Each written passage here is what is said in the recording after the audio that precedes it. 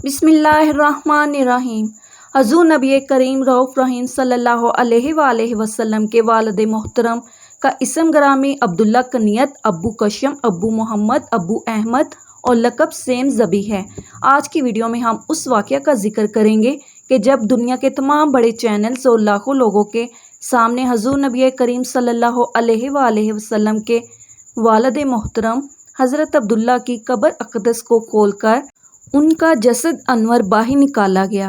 प्यारे दोस्तों, आपके वालिद ग्रामी अब्दुल मुत्तलिब कुरैश मक्का के रहनुमा और बन्नु हाशिम के सरदार थे। उनका असल नाम शैबा है और लोग अच्छे कामों की वजह से इन्हें शीबा अल हमद कहते थे। वालिदा माजिदा का इसम ग्रामी फ़ातिमा बिनते उमरू है। बहन भाई हज़रत सैयदना अब्दुल मुत्तलिब रज़ियल्लाहु तआला अन्हा ने मुख्तलिफ़ औक़ात में 6 शादियाँ की थी, इसलिए हज़रत सैयदना अब्दुल्ला रज़ियल्लाहु तआला अन्हा के बहन भाइयों की तादाद 20 है। हकीकी भाइयों की तादाद 3 और हकीकी बहनों की तादाद 5 है, जबकि अलाती यानी बाप शरीक भाई 11 और अलाती बहन 1 है। हज़रत अब्दुल मुत्तलिब रज़ियल्लाहु तआला अन्हा ने ये मन्नत मानी थी कि अगर इनके 10 बेटे होंगे और वो बड़े होकर कुरैश की हिफाजत करेंगे तो इनमें से एक बेटे को रज़ाए इलाही के लिए बैतुल्लाह के पास ज़िबा करेंगे। जब इनकी मन्नत पूरी हो गई तो उन्होंने अपने बेटों को जमा किया और अपनी मन्नत की खबर देकर ये मन्नत पूरी करने को कहा। सब ने वालिद के हुक्म के सामने सर तस्लीम खम किया। हज़रत अब्दुल मुत्तलिब को कुछ समझ न आई कि अब इनमें से किस बेटे को ज़िबा करूं, तो आपने कुरा अंदाज़ी करने का मंसूबा बनाया।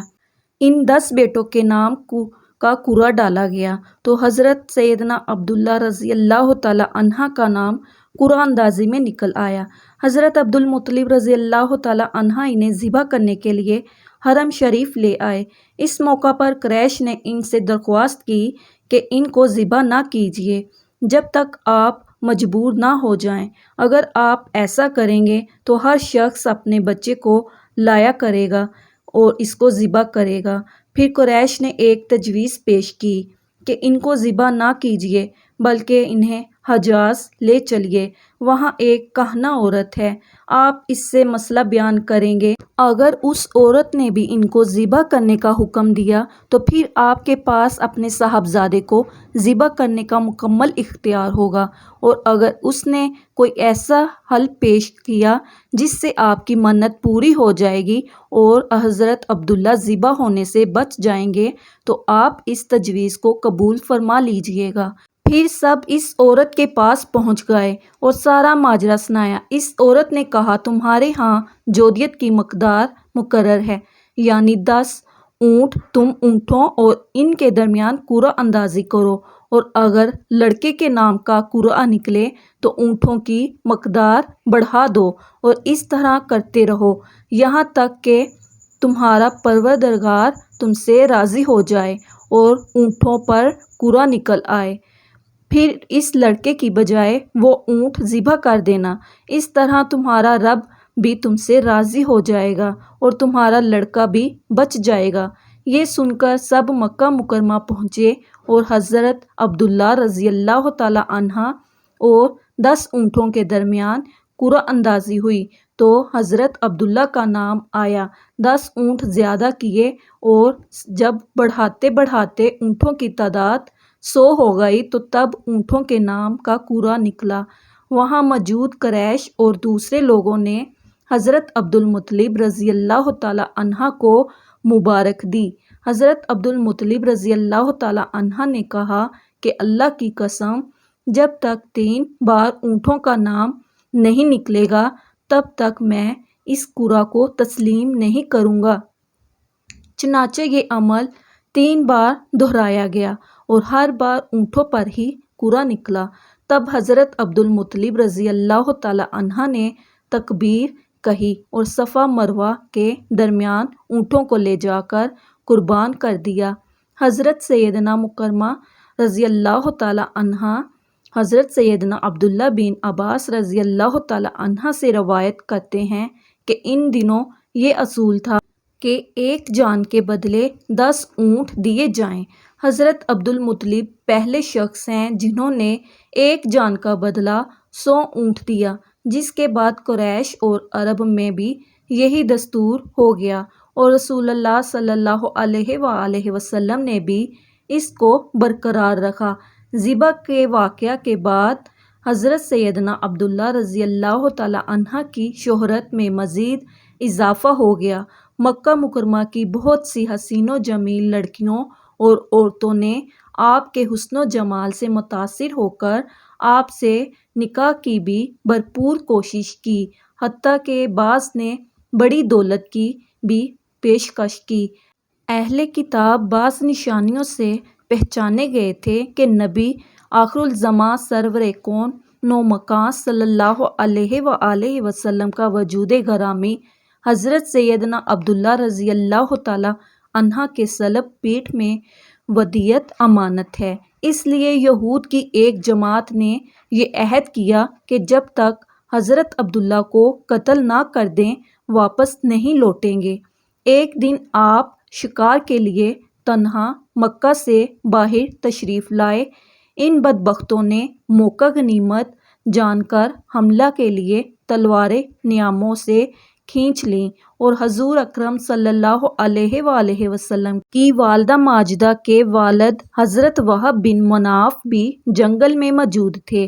انہوں نے دیکھا کہ چند سوار جن کی شکل و صورت اس دنیا کے لوگوں سے مشابہ نہ تھی، غیب سے ظاہر ہوئے، اور وہ اس حملہ آور گروہ کو حضرت عبداللہ کے آگے سے دور کرنے لگے۔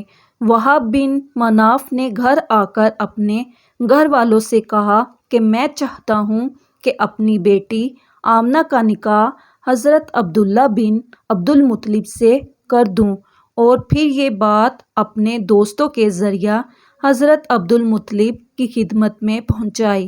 حضرت عبدالمطلب بھی یہی چاہتے تھے کہ عبداللہ کی شادی ہو جائے۔ اس سلسلہ میں وہ کسی ایسی عورت کی جستجو میں تھے جو شرف، حسب و نسب اور عفت میں ممتاز ہو۔ حضرت آمنہ بنت وہب میں یہ ساری صفات موجود تھی۔ عبدالمطلب نے اس رشتہ کو پسند کیا، اور حضرت عبداللہ کا ان کے ساتھ رشتہ طے ہو گیا۔ اس رشتے کے بعد اور نکاح سے پہلے حضرت عبداللہ کو بہت عجیب واقعات کا سامنا کرنا پڑا، جس میں بہت سی غیر عورتوں نے آپ سے ناجائز تعلقات، جبکہ کچھ تو نکاح کرنے کی بھی سر توڑ ناکام کوششیں کی۔ ایک دفعہ خانہ کعبہ کے پاس کھڑی ایک عورت کے پاس سے حضرت عبداللہ گزرے تو وہ ان کا حسن دیکھ کر آپ پر فدا ہو گئی۔ بنی اسد کی یہ عورت آپ کو ڈھونڈتے ڈھونڈتے آپ کے گھر تک پہنچ گئی، اور آپ سے کہنے لگی، میں آپ کو 100 اونٹ تحفے میں دوں گی اگر آپ مجھ سے نکاح کر لیں گے۔ حضرت عبداللہ نے اس کو صاف انکار کر دیا۔ مکہ کی ایک خوبصورت عورت جو کہنہ ہونے کے ساتھ ساتھ تورات اور انجیل کی عالمہ بھی تھی، جب حضرت عبدالمطلب رضی اللہ تعالی عنہ حضرت عبداللہ کو لے کر بغرض نکاح قبلہ بنو زہرہ روانہ ہوئے تو راستے میں اس عورت یعنی فاطمہ شامیہ سے ملاقات ہوئی۔ فاطمہ نے حضرت عبداللہ رضی اللہ تعالی عنہ کی پیشانی میں نور محمدی صلی اللہ علیہ وآلہ وسلم چمکتے دیکھا تو فوراً سب کچھ بھانپ کر اس نور پر ہزار جان سے فریفتہ ہو گئی، اور حضرت عبداللہ رضی اللہ تعالی عنہ کو نکاح کا پیغام دیا۔ حضرت عبداللہ رضی اللہ تعالی عنہ نے جواب دیا، ابھی تو ہم جا رہے ہیں، واپسی پر تجھ سے بات ہوگی۔ کہنہ کہنے لگی، اے عبداللہ، تمہیں دین ابراہیم کا واسطہ کہ جس پر تم قائم ہو، میرے سوا کسی سے پہلی صحبت مت کرنا۔ یہ کہہ کر اس نے اپنے حسن کے جلووں اور جادو سے حضرت عبداللہ کو قابو کرنا چاہا، لیکن آپ اللہ کے حکم سے اس عورت کے چنگل سے پاک و طاہر نکل گئے۔ قبیلہ بنو زہرہ کے مرحوم سردار وہب کی بیٹی اور موجودہ سردار وہیب کی بھتیجی بی بی آمنہ کی اعلیٰ ترین سیرت و کردار کے چرچے زبان زد خاص و عام تھے۔ آپ رضی اللہ تعالیٰ عنہ بھی حضرت عبداللہ کی مانند حسین و سیرت، حسن و صورت کا مکمل بے مثال نمونہ تھی۔ حضرت عبداللہ اپنے والد کے ہمراہ قبیلہ بنو الزہرہ پہنچے۔ یہاں حضرت عبد المطلب رضی اللہ تعالیٰ عنہ اپنے لاڈلے بیٹے کے ساتھ حضرت بی بی آمنہ رضی اللہ تعالیٰ عنہ کی نکاح کی خواہش کا اظہار کرتے ہیں۔ وہیب کو قریش مکہ کے اعلیٰ ترین گھرانے کے اتنے بہترین رشتے سے بھلا کیوں کر انکار ہو سکتا تھا؟ چنانچہ حضرت عبداللہ رضی اللہ تعالیٰ عنہ کا نکاح حضرت بی بی آمنہ رضی اللہ تعالیٰ عنہ سے ہو جاتا ہے، اور یوں دو پاکیزہ روحیں نکاح کے مقدس بندھن میں بندھ جاتی ہیں۔ حضرت عبداللہ رضی اللہ تعالیٰ عنہ تھوڑا عرصہ وہاں قیام کرنے کے بعد اپنی عفت مآب دلہن کو لے کر واپس مکہ آ جاتے ہیں۔ کچھ دنوں بعد دوبارہ وہی کہنا آپ سے ملتی ہے جس نے ان کو نکاح کے لیے کہا تھا۔ جب اس عورت نے حضرت عبداللہ کی پیشانی میں وہ نور مبارک نہ پایا تو چیخنے چلانے لگی۔ وہ ان سے کہنے لگی کہ پہلی مرتبہ میرے پاس سے جانے کے بعد تم نے کسی عورت سے صحبت کی ہے؟ آپ نے فرمایا، ہاں، میں نے بی بی آمنہ بنت وہب سے نکاح اور زفاف کیا ہے۔ وہ عورت کہنے لگی، اب مجھے تم سے کوئی سروکار نہیں، میں تو اس نور مبارک کی خواستگار تھی جو تمہاری پیشانی میں جلوہ افروز تھا، اب وہ دوسرے کے نصیب میں چلا گیا۔ قریش کے ایک قافلے کے ساتھ بغرض تجارت ملک شام گئے۔ دوران سفر بیمار ہو گئے۔ واپسی پر یہ قافلہ مدینہ منورہ کے پاس سے گزرا تو حضرت سیدنا عبداللہ رضی اللہ تعالیٰ عنہ بیمار ہونے کی وجہ سے یثرب یعنی موجودہ مدینہ ہی میں اپنے والد عبد المطلب کے ننھیال بنو عدی بن نجار کے ہاں ٹھہر گئے۔ قریش کا قافلہ جب مکہ پہنچا تو انہوں نے حضرت عبد المطلب کو ان کے بیٹے عبداللہ کی صحت کی خرابی کے بارے میں بتایا تو آپ نے فوری اپنے بیٹے حارث کو یثرب عبداللہ کے پاس روانہ کر دیا۔ فرشتوں کو بھی خبر نہ ہونے پائی کہ زمین کی لائی ہوئی کس مٹی سے عورت کی تخلیق ہوئی، یعنی عورت کے تقدس کی حد تو دیکھیے کہ فرشتوں سے بھی اس کی بناوٹ کا پردہ لازمی قرار دیا گیا، اور پہلی عورت اس مرد کی پسلی سے نکلی جس کی وہ منکوحہ کہلائی۔ اب بات آتی ہے پسلی کی۔ عورت پسلی سے ہی کیوں نکلی؟ کیا ٹیڑھا پن وہیں سے ملا؟ نہیں، یہاں بھی حکمت سے خالی بات نہیں ہے۔ انسانی جسم میں دل اور بہت سے نازک حصے پسلی کے پیچھے چھپے ہوئے ہوتے ہیں، یعنی پسلی ایک ڈھال ہے۔ ان نازک حصے کے لیے تو اللہ پاک نے عورت کو پسلی سے نکال کے یہ نہیں بتایا کہ عورت میں ٹیڑھا پن ہے، بلکہ اس عورت کو پسلی کی تخلیق کر کے یہ بات سمجھا دی ہے کہ عورت وقت پڑنے پہ ڈھال بھی بن سکتی ہے۔ حضور نبی کریم صلی اللہ علیہ وآلہ وسلم صحابہ کرام رضوان اللہ تعالی علیہم اجمعین کی محفل میں جلوہ فرما تھے کہ ایک شخص حاضر ہوا اور عرض کرنے لگا، یا رسول اللہ صلی اللہ علیہ وآلہ وسلم، کوئی ایسا مومن بھی ہے جو جہنم میں رہے گا؟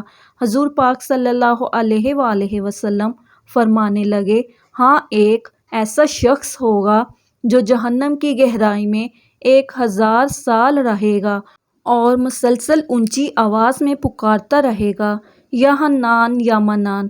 ایک دن اس قدر اونچی آواز سے ہی یا حنان یا منان کہے گا کہ حضرت جبرائیل امین علیہ السلام جہنم کے قریب سے گزرتے ہوئے اسے سن لیں گے۔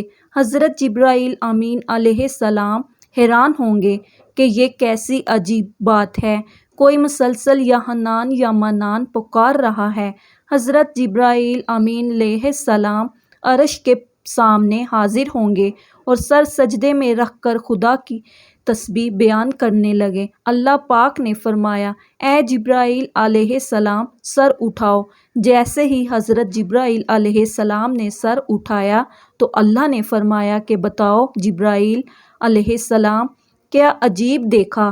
آج تم نے حضرت جبرائیل علیہ السلام عرض کریں گے اے ہمارے رب، میں نے جہنم سے آتی ہوئی ایک آواز سنی ہے جو کہ گہرے گھڑے سے لگ رہی تھی، کوئی پکار رہا تھا یا حنان یا منان۔ اللہ فرمائے گا اے جبرائیل علیہ السلام، جہنم کی دروں کا مالک کے پاس جاؤ اور اسے کہو کہ جو بندہ یا حنان یا منان کی صدا لگا رہا ہے اسے جہنم سے نکال کر تمہارے حوالے کر دے، پھر اسے میرے پاس لے آؤ۔ حضرت جبرائیل علیہ السلام جہنم کے دروازے پر تشریف لے گئے تو دروازے پر دستک دی، مالک باہر آیا۔ حضرت جبرائیل امین علیہ السلام نے انہیں اللہ کا حکم سنایا۔ حکم سن کر مالک جہنم کے اندر گیا۔ حضرت محمد صلی اللہ علیہ وآلہ وسلم نے فرمایا، جیسے ماں اپنے بچے کو پہچانتی ہے، مالک ایسے جہنم کو پہچانتے ہیں۔ اس کے باوجود مالک یا حنان یا منان کہنے والے شخص کو تلاش نہیں کر سکا۔ باہر تشریف لایا، حضرت جبرائیل امین علیہ السلام سے عرض کرنے لگا اے جبرائیل امین علیہ السلام، جہنم نے گہرا سانس لیا ہے، اس لیے کون سی چیز پتھر ہے، کون سی چیز لوہا ہے اور کون انسان ہے، اس کی پہچان نہیں ہو رہی۔ حضرت جبرائیل علیہ السلام اللہ کی بارگاہ میں سجدہ کریں گے، اللہ پاک ارشاد فرمائے گا اے جبرائیل علیہ السلام، سر اٹھاؤ، تم یا حنان یا منان کہنے والے کو کیوں نہیں لائے؟ حضرت جبرائیل علیہ السلام عرض کریں گے مولا دروکا جہنم مالک نے بھی معذرت کر لی ہے، کہتے ہیں جہنم نے گہری سانس لی ہے، اس وجہ سے پتھر لوہے انسان کے درمیان کوئی فرق نہیں بچا ہے، تو یہ سب جل کر کوئلہ بن چکے ہیں، کسی چیز کی پہچان نہیں ہو پا رہی۔ اللہ پاک فرمائے گا جبرائیل مالک سے کہو میرا بندہ جہنم کے فلاں گھڑے میں فلاں کونے میں اس حالت میں پڑا ہوا ہے۔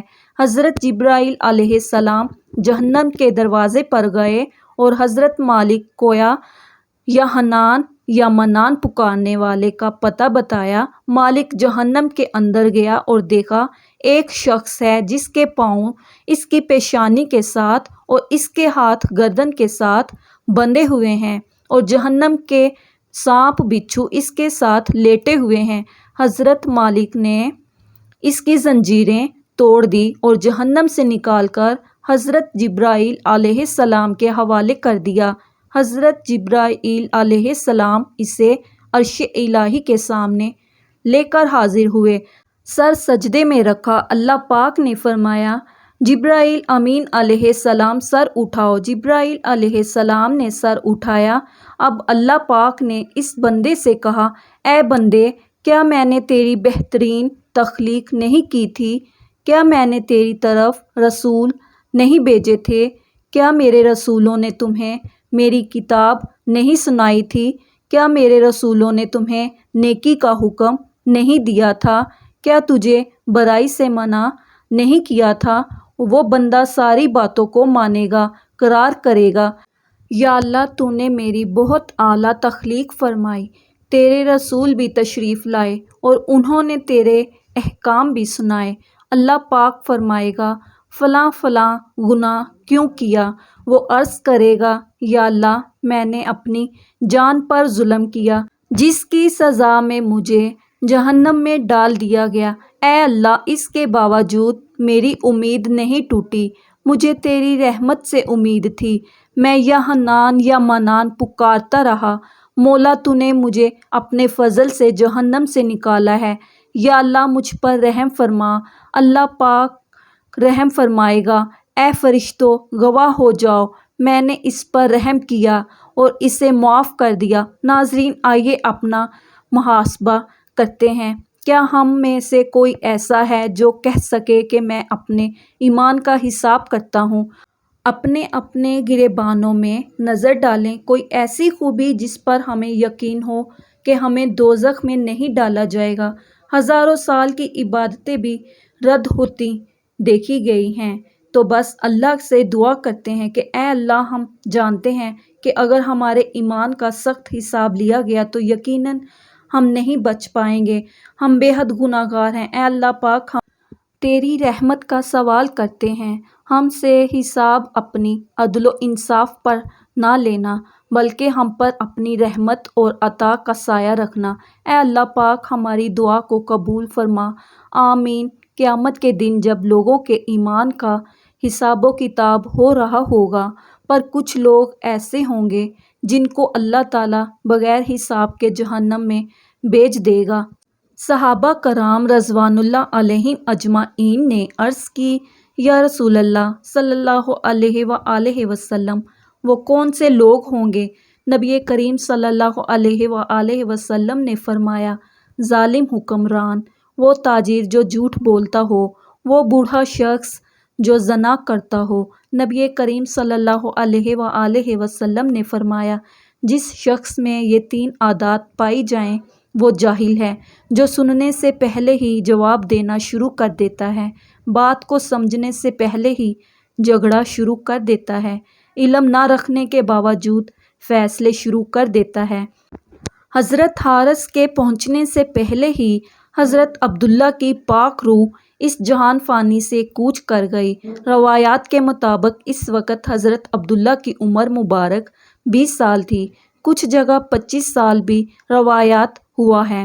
ناظرین، آج کل کچھ علماء حضور کے والدین کے ایمان پر انگلی اٹھاتے ہیں، لیکن انہیں شاید مسجد نبوی کے اس واقعہ سے سبق حاصل کرنا چاہیے کہ جب مسجد کی توسیع کے لیے حضرت عبداللہ بن عبد المطلب کی قبر 1400 سے زیادہ سال گزرنے کے بعد کھولی گئی اور آپ کی لاش وہاں موجود میڈیا اور ہزاروں لوگوں نے دیکھی اور گواہی دی کہ آپ کا ایک بال بھی گدلا نہ ہوا تھا، جسم کا خراب ہونا تو دور کی بات ہے، یہ خبر دنیا کے تمام ٹی وی چینلز پر چلائی گئی اور پاکستان میں نوائے وقت اخبار مورخہ 21 جنوری 1978 کے مطابق مدینہ منورہ میں مسجد نبوی کی توسیع کے سلسلہ میں کی جانے والی کھدائی کے دوران سرکار مدینہ صلی اللہ علیہ وآلہ وسلم کے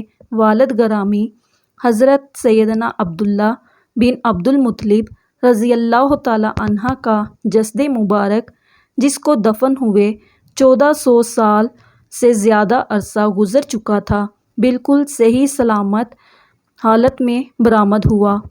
آپ کے جسد مبارک کو وہاں سے نکال کر جنت البقیع میں دفن کیا گیا۔